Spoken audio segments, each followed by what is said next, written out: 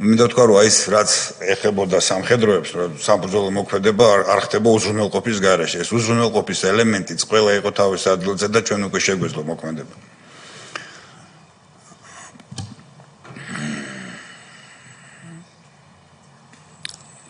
მოძრაობა დაიწყო პირველმა მესამე ბრიგადამ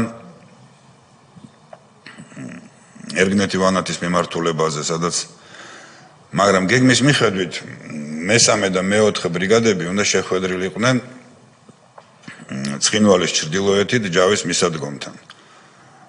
ამ დროს მეოთხე ბრიგადა იყო გაჩერებული, შეფერხებული ასევე გაურკვეველი მიზეზით. იცით რა არის? აი მას მერე რაც ეს გეგმა დაიგლიჯა, ფაქტობრივი მართვა საბრძოლო მოქმედების გადავიდა პოლიტიკოსებთან. და გამოტოვე მომენტი, მაბადეთ, მას მერე რაც კეზერაშვილი შემოვიდა და გახსნა თათბირი. მერე უცებ მოხდა ის, რაც სამხედრო თათბირებზე არ ხდება. ვიღაცას იქ დაუძახეს, რომ შემოდითო. მაბადეთ ეს ლირიული გადახვევა. ვისაც არ გეზარებათ, მოდით აქ სამხედრო გეგმა განიხილება და შემოვიდა რაღაც არნახული რაოდენობის ხალხი.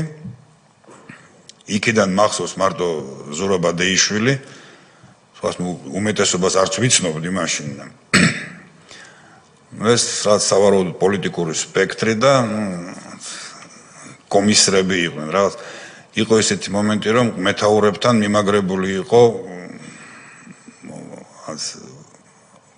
პოლიტიკური მოღვაწე რაღაც ის რაც გარკვეული ფენიდან მართველი პარტიის.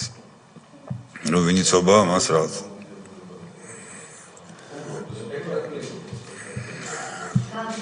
არა ეს ისეთი ხუმრობაა, რომელიც ტრაგედიით მთავრდება როგორც წესი.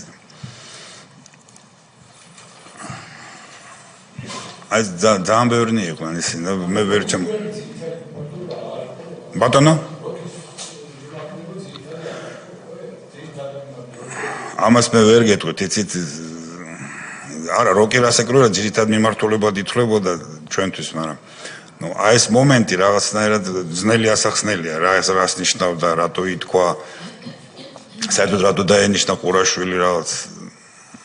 ყურაშვილსაც თავისი ამოცანა ჰქონდა და ცხინვალის აღებაზე რატო დაენიშნა არ ვიცი.